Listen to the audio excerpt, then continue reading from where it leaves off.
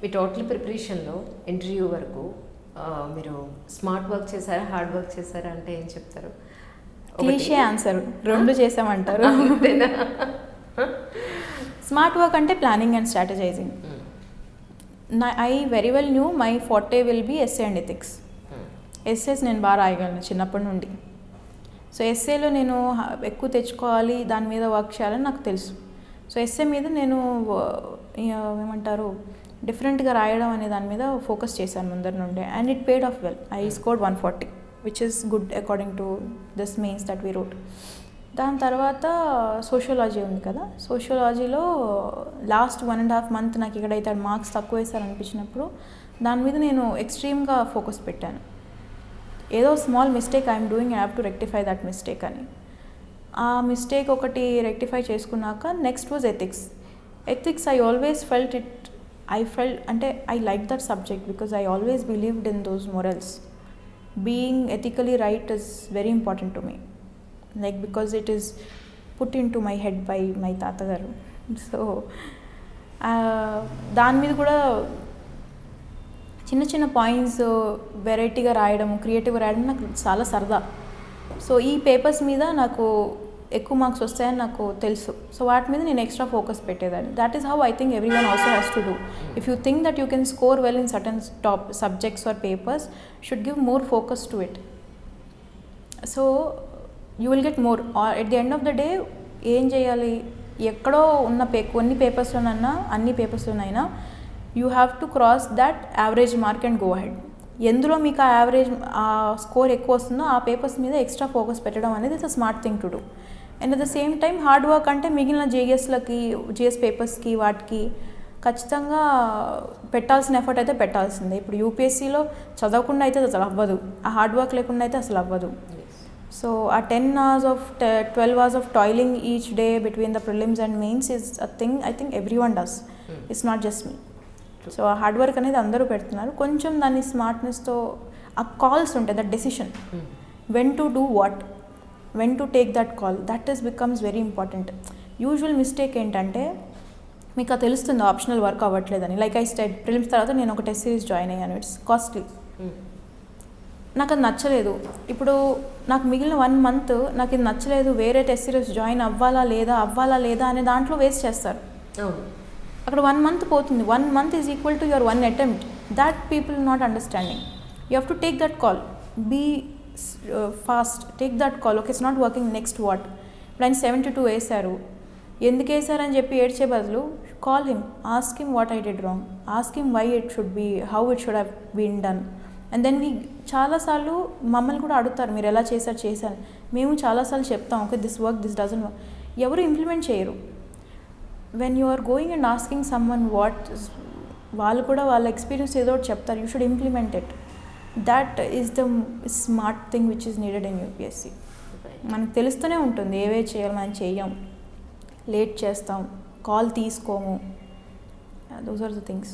And మెయిన్స్కి అప్పుడు prelims అప్పుడు చెప్పాను కదా, నాకు ఫస్ట్ అటెంప్ట్ కాబట్టి కోవిడ్లో 4 months ఎక్స్ట్రా వచ్చినప్పుడు even my father was like, నీకు ప్రిలిమ్స్ ఫస్ట్ టైం కదా, నువ్వు మళ్ళీ ఇప్పుడు మెయిన్స్కి ఎందుకు చదువుతున్నావు అంటే, వేరే ఫ్రెండ్స్ కూడా don't you think it is smart to work for prelims because it is your first prelims and prelims is known to be the tough part. You should have that confidence that okay prelims నేను ఇంకో 2 months చేస్తే I'm sorted, but మెయిన్స్లో అయితే నేను విరిగిపోతాను. So it's an emotional call also. మీ కళ్ళ ముందు ప్రిలిమ్స్ ఉంది, దాని మీద డౌట్ఫుల్గా ఉన్నారు, బట్ మనం అక్కడి వరకే చూస్తాం. నాకేంటంటే ఆ ప్రిలిమ్స్ క్రాస్ అయినా మెయిన్స్ ఖచ్చితంగా నాది క్రాస్ అవ్వదు. So what's the point? It's as equal as leaving the whole year only. ప్రిలిమ్స్లో మీరు ఫెయిల్ అయినా, మెయిన్స్లో ఫెయిల్ అయినా మళ్ళీ ప్రిలిమ్స్ రాసుకోవాల్సిందే. కానీ ఏం చేస్తారంటే ప్రిలిమ్స్ అయిపోయి కనీసం మెయిన్స్ దాకా వెళ్తే మెయిన్స్కి వెళ్ళాలన్న ధైర్యం ఉంటుంది అని. ధైర్యం మీరు మెయిన్స్ దాకా వెళ్ళారో ఇంటర్వ్యూ దాకా వెళ్ళారో అనేది కాదు, మీ ప్రిపరేషన్ మీద ఉండాలి. Even if you flunk it at prelims, you should know that your mains will go well or your interview should go well. అలా ప్లాన్ చేసుకోవాలి. So that 3 months of preparing for mains, though my prelims was not so great, and believing that I can complete it in August and September was a tough call, and that now is giving me the result also. Perfect. ఇంటర్వ్యూకి ఏ టైంలో వెళ్ళారు actually? Pochampally చీర, అవునా? Handloom, Telangana. Okay. అంటే మీరే అనుకున్నారా లేకపోతే అమ్మ నాన్న ఏదైనా లేదు సారీ అది బాగుంటుంది అని? శారీ అని ఖచ్చితంగా ముందే ఫిక్స్ అయ్యాము, బట్ ఏ శారీ అనేది చూస్తున్నాం అనమాట. అప్పుడు బనారస్వి కాకుండా తెలంగాణ చీరలు వేసుకుంటే బాగుంటుందని అనిపించింది. సో తెలంగాణ అయినా ఆంధ్ర అయినా, సో ఇవి ఉంటాయి కదా, గద్వాలు చూశాను, తర్వాత నారాయణపేట చీరలు చూసాము, పోచంపల్లి చూసాము, అండ్ మంగళగిరి చీరలు ఇవన్నీ చూసాము. ఒకటి పోచంపల్లి శారీ మటుకు చాలా బాగా ఉండింది. It was looking very decent officer లాగా. సో చూసిన వెంటనే అందరికీ నచ్చింది అది. And I wore that black and white Pochampally. Okay. నిన్న కేటీఆర్ గారిని కలిసినప్పుడు కూడా సార్ కూడా పోచంపల్లి షాలా ఇచ్చారు. హీ వాజ్ వెరీ అడమెంట్, హ్యాండ్లూమ్స్ని ప్రమోట్ చేయాలి, హ్యాండ్లూమ్ షాల్ వేస్తానని చెప్పి ముందు వేరే షాల్ ఇచ్చినా మార్పించి అది ఇచ్చారు. ఓకే. ఓకే. ఫైనల్గా సివిల్స్ ఆస్పిరెంట్స్ అందరికీ డూస్ అండ్ డోంట్స్ అంటే ఏం చెప్తారు ఆల్ ఓవర్గా? డూస్ అంటే firstly planning and strategising becomes very important. I think I picked it up from my MBA. MBA తర్వాత ఏమైందంటే లైఫ్లో you have to own up your life. మేము చేసే చిన్న చిన్న సేల్స్ కాల్స్ అయినా ఏవైనా మీరు ప్రతిరోజు ప్లాన్ చేసుకుంటారు కదా, మీ లైఫ్ నెక్స్ట్ ఇంకా అలాగే ఉండబోతుంది. Because once your out of the student way, ఒకసారి స్టూడెంట్ లైఫ్ అయిపోయిన తర్వాత once you start as an adult life, you are responsible for every small thing. యూపీఎస్సీని కూడా you should treat it as like that. It's not an exam, it's like a thing you have to achieve in your life and you have to plan for it. So ఎలాగా చదవాలనుకుంటున్నారు, ఏది మీ weakness, మెయిన్సా ప్రిలిమ్సా, ప్రిలిమ్స్లో ఎక్కడ week, ఎందుకు week, మెయిన్స్లో మీ strengths ఏంటి, strengths మీద మీరు ఎలా ప్లే చేయాలి.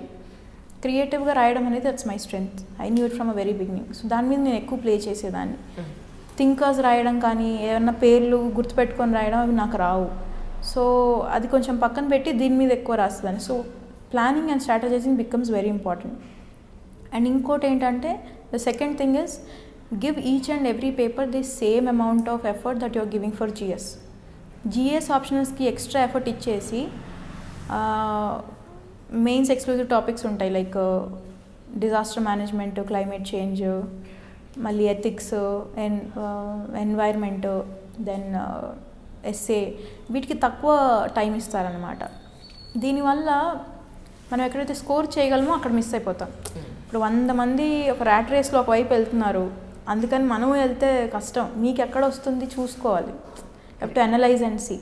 సో అన్ని పేపర్స్కి you have to give all kinds of importance and due respect for those papers. Third, optional, be very very sure of what you are choosing. Optional is the make and break. మీరు ఎందుకు చూస్ చేసుకున్నారో optional అనడానికి మీకు ఒకసారి ఒక ఏమవుతుందంటే ఒక attempt అయ్యాక, సెకండ్ అటెంప్ట్ అయ్యాక ఆప్షనల్ తక్కువ వస్తున్నాయి అనుకోండి, యుల్ స్టార్ట్ థింకింగ్ వై నేను మార్చుకోవాలి, that becomes a headache. First you have to be very sure why you are picking that optional. Because ఒకసారి ఆప్షనల్ మీరు కరెక్ట్గా చేసుకుంటే మీకు మీరు జిఎస్లో ఎంత బాగా చేసినా ఆప్షనల్లో తక్కువ వస్తే మీ సర్వీస్ పడిపోతుంది. ఐఏఎస్ అనుకుంటే మీకు అది రాకపోతుండొచ్చు, లేకపోతే డిఫెన్స్ సర్వీస్ అవి వస్తాయేమో. So picking optional becomes very important and you should know why you picking that optional. ఎవరో చెప్పారని, ఫ్రెండ్స్ తీసుకుంటున్నారని కాకుండా మీకు వర్క్ అవుతుందా లేదా అనేది అనలైజ్ చేసుకోవాలి first. These are 3 points, and the final important point is you should know why you are doing civil services. It has to be very very sure and strong.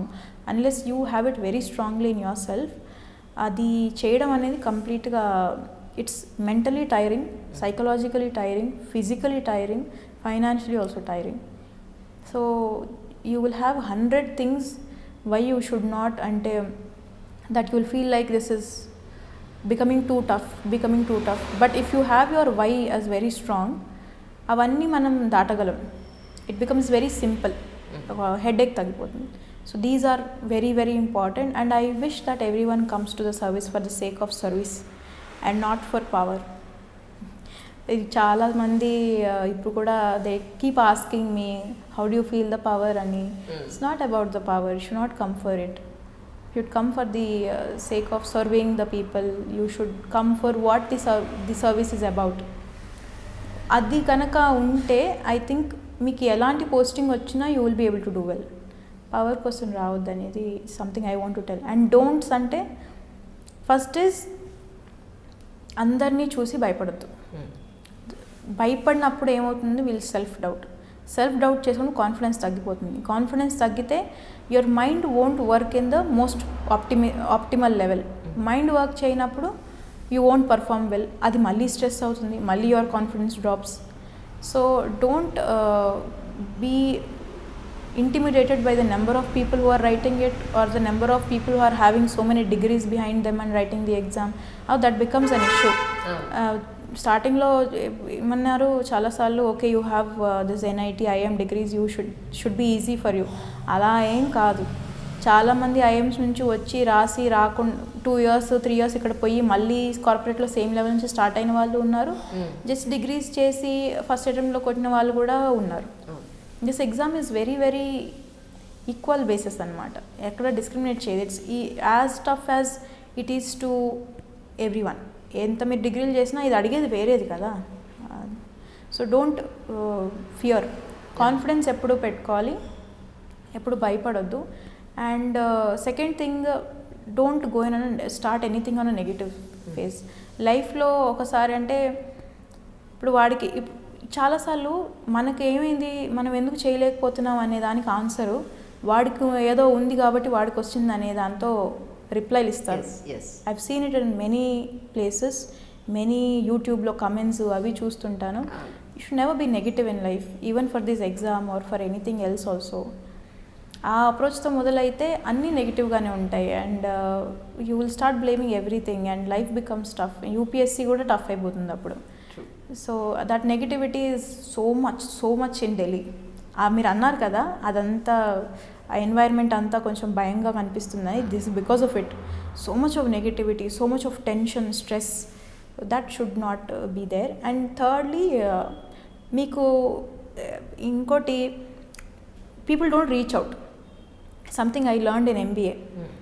మనకి చాలా మన ప్రాబ్లమ్స్ వెళ్ళి ఎవరికన్నా చెప్తే సాల్వ్ అయిపోతాయి వెంటనే. ఇలా మనం చెప్పము, మనం రీచ్ అవుట్ అవ్వము.